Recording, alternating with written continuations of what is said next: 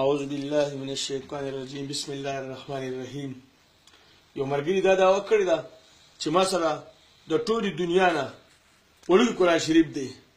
زه هغه دا وایم چې نه، دا ته ووینه زما سره چې کوم قرآن پاک دی انشاءالله چې په ټوله دنیا کې به دا قرآن پاک د چا سره ني. دا د نن نه 800 کاله مخکې لیکلی شوی دا قرآن پاک، او دا قرآن پاک چې کوم دی دا په هندوستان کې لیکل شوی دی، په فیلیپین کې علماو لیکلی دی په خپلو ګوتو باندې. نو زه دا دعوه کوم او دعوې سره وایم چې دا قرآن پاک چې کوم دی دا د دنیا د ټول نه ورکوټه قرآن پاک دی. تاسو وګورئ انشاءالله چې دا په دنیا کې چېرته به هم ني، نه په سعودي کې او نه به په د دنیا په یو ځای کې به هم ني داسې قرآن. د دعوې سره دا خبره کوم چې دا د قرآن پاک د دنیا د ټول نه وړوکی قرآن پاک دی.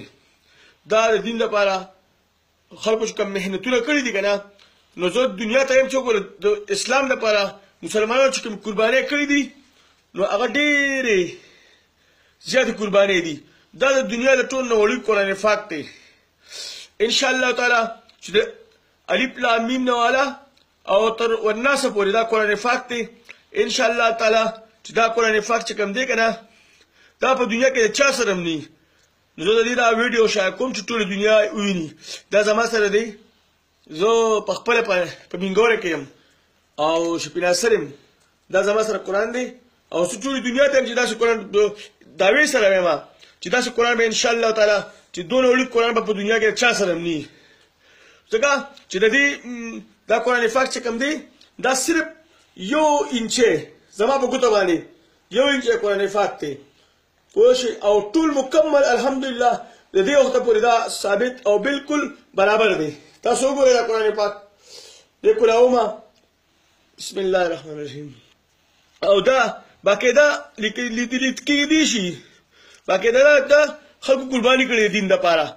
تاسو وګورئ جی قرآن پاک باقاعده د دې یو ټکی خو ډېر سره خپل یو دوربین په هغه وخت کې جوړ شوی دی چې هغه دا دی چې په دې کې به د یو الفاظ ټکي لیکلی شي، په دې ورته ګوري په یو سترګه باندې او دا قرآن پاک تلاوت کېدی شي. تاسو وګورئ لږ خیر دی دا، تاسو لږ وګورئ دا الحمدلله چې دا تاسو ته ښکاري دا طریقه د دې ویلو او څومره قربانۍ د لپاره شوي دي د دین لپاره. انسان ته دا پته ولګي که نه دا وینئ جي تاسو دا یو صورت ته به دی که نه دا باقاعده پته لګېدی. دا په دې کې دا اولنۍ سپاره ده.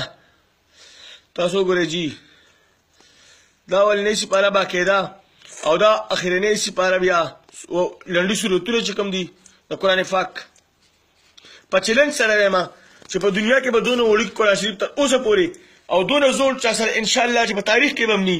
دا زموږ د مشرانو هم پاتې شوي دي چې هغه ټول د دیوبند نه الحمدلله فارغ شوي. دا ما له خپلې نیا او زما نیا له خپلې نیکه ورکړی دا قرآن پاک. دا قرآن پاک چې کوم دی زما نیا له خپلې نیکه ورکړی او زما د نیا عمر 100 کالو تقریب هغې ما الله کړی. بیا زما عمر 40 سال دی او دې 800 سال شو تقریبا.